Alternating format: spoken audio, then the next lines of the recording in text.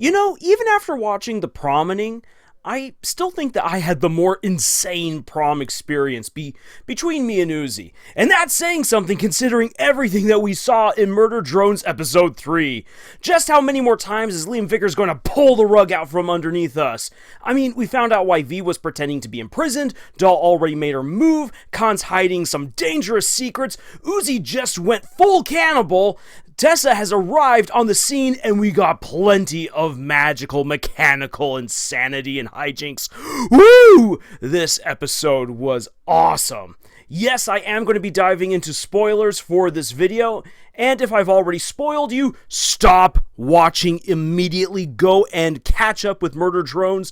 Do yourself a favor, this show is fantastic. And there is a lot to cover based off of what we saw in this episode. So I will not be discussing Absolute Solver here. With everything that we've learned about the program now and what else is being teased out based on this episode, well, I feel like I need to cover that in a separate theory video because it absolutely deserves its own special attention. Instead, here I want to address the promening under the lens of an earlier video I made 2 years ago, writing prom stories. I highly encourage you to check out that video because I go into way more detail there about the why and the how for these school dance-centric stories, how they are written and everything like that. And there's way more going on than what you might think when it comes to writing a good prom story. But for the purposes of this particular review and analysis here, I'll just sum it up. Prom is a culturally and symbolically meaningful event. It marks a coming of age and a transition in a person's life. It is a time of excitement, hope, and romance. Understanding that then, any story that seeks to utilize the prom setting to its fullest extent needs to build up the prom and then use it as a vector of change for the characters. Do they have that coming of age moment? Do they find fulfilling romance? Does their life dramatically change in any kind of way?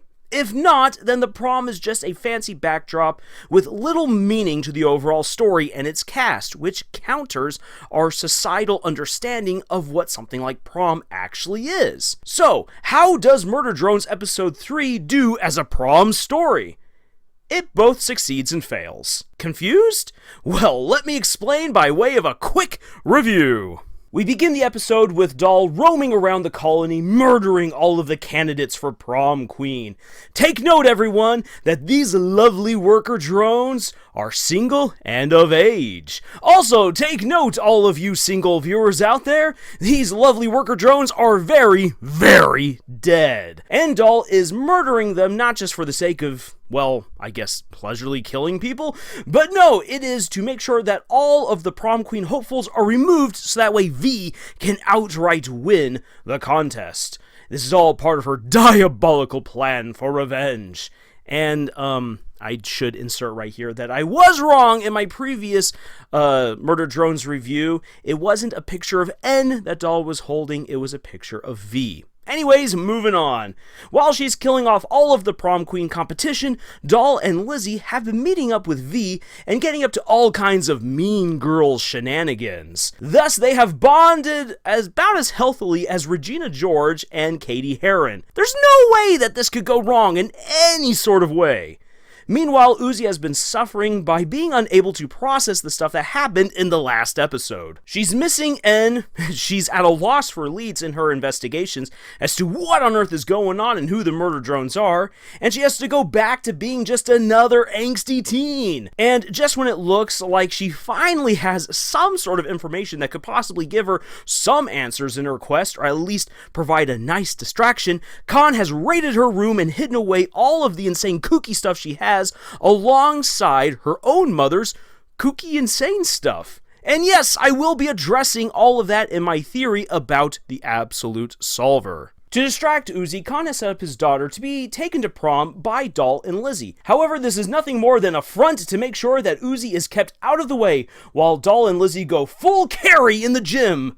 Come on, girls, you never go full carry. Anyway, Uzi quickly puts two and two together and realizes that Doll is somehow involved with the disappearances around the colony. She uses all of Doll's shattered mirrors to escape, prompting the strangest saying since Schwarzenegger coined a whole new phrase. And, yeah, we get this. Как они по-русски любят говорить. Ой, я должна была предположить, что кто-то сможет убежать через вентиляцию, используя выброшенное зеркало как ступеньки. I know that we're still finding out a lot about what happened in Russia during the whole Iron Curtain shenanigans deal, but what on earth was going on in that country that would even prompt such a saying? And while all of that is going down, V has convinced N to scrounge up some really nice, dapper evening wear from dead humans. It looks like the people on this planet really had no idea what hit them. N would love to go to the prom, but he wants to respect Uzi's feelings and prevent V from murdering all of the worker drones present because he sees them as friends and he wants to know what on earth is going on. And on that note, it's very clear now that V is holding out on information. She's not letting N know what's really going on here. And she incapacitates him so that way she can escape to the prom without him interfering. When N rematerializes, he has to head off after her and he runs into Uzi. And after an awkward reunion and apology, Uzi and N go together to crash the school dance. Dapper N. Dapper buddies. And it's a good thing they go too, because after Lizzie brings V in and has her crowned as prom queen, Doll enacts her revenge and goes for the kill. And I gotta say that I love how V is just so deep into her own diabolical plan for murder that she completely misses the fact that this is a prom dance. And then when she's caught off guard, she's like, wait a second, I could become prom queen? Wait, and then she justifies going along with it by saying, yes, by doing this, by playing along, it will make their deaths even more evil. V has all of the bad girl vibes down. Do you think that Regina George would let her into the plastics? Probably not. Yeah, I'm not doing okay. I also really enjoy how Lizzie throws all of her morals out the window, but not her personal values about hotness before getting thrown out the window herself. Uzi and N arrive just in time to prevent a murder, but as a result, they kind of kick off a massacre. Khan is acting really suspicious in the background, telling us that this guy really is a survivor and that he knows way more than he is letting on. But as the oil starts squirting and spurting all over the place and the knives and bullets fly about in a frenzy, we get the most epic dance in any school setting since Ricky Smith took to the floor and Better Off Dead. But all joking aside, the scene was absolutely epic. The violent fantasy nerd in me was squealing with delight at watching these robots blast each other apart with magic, improvised weapons, bullets, and rockets. All on the dance floor and surrounded by hilarious prom decor that just set the right atmosphere. Well done, Liam. Bravo on making this novice author's crazy dreams come true. Doll is defeated, and Uzi takes the murder drones with her back to Doll's place. There they confirm that she was indeed getting revenge on V for killing her folks, but she was also stashing her victims away and apparently cooking them? Doll is also revealed to be searching for the origins of Absolute Solver, and sees that Uzi has a marker just like hers, one that indicates the murder drones and the strange powers surrounding J.C. Jensen in space.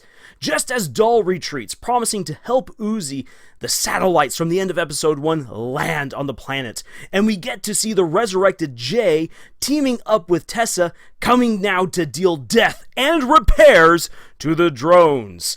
I love that Tessa has a freaking sword for killing robots, and now the game has changed with humans back on the planet, Doll searching for the Absolute Solver, and Uzi working together with N and V. So, looking back at these details, how does the Promening do as a prom episode? Well, to be honest, it fails in the setup department. Character arcs and world-building details were leading to this kind of showdown, but you honestly didn't need a prom setting for any of this to happen. Ultimately, the prom was just a fun backdrop to do an epic carry scenario before turning everything on its head. And really, that moment could have been even crazier and more shocking had it received more build-up. But despite the prom just being settings in the background for this episode's events, the Promening does deliver on the counts that a good school dance story should. There is a dramatic change in the overall story as a part of this dance, and Uzi has confronted a massive personal hurdle by accepting N's help, and N gets to be the hero and friend that Uzi needs in this scenario. And now that the quest for the absolute solver is out in the open and Tessa is on the planet, the story now will never be the same again. And if we think about the topic of romance in Prom stories, well, N is having a moment of revelation concerning V. I'm not freeing you for prom murder, V. Jay went hollow spooky snake crab, and we maybe grew up in a haunted mansion. Aren't you worried we have no idea what we even are? V did that on purpose. She's hiding mystery stuff and being overdramatic about it. You suck! You really didn't even taste that good. V, you kinda suck. Promise me you and that purple thing will stop prying into that stuff. And the shippers were given ammunition for their war with all those blushing scenes between N and Uzi. Is there really, though, any romance between them? I'm going to say right now, no. But the growing understanding between N and Uzi does mean that the door is opening for them to develop their feelings even further. But also we see that V knows way more about the past than she's letting on, and in her own twisted way, she cares for N, which further complicates things. So, like a real prom night, everyone's feelings are up in the air, and we're not sure who's going to be getting together or breaking up by the end of the week.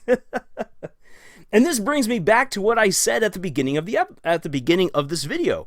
The Promening both succeeds and fails as a prom episode. The build-up was seriously lacking, and the whole setting was used more as a joke than anything else. However, the payoff for a prom story was all there, meaning that it got the job done.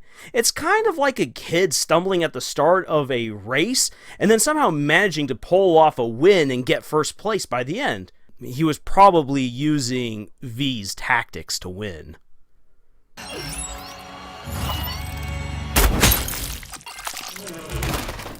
Now, all of that being said, I really did enjoy this episode. It was unexpected. It was fun. It made me laugh. It was a crazy high fantasy nerd's prom dream. Woo! And it was chocked full of reveals.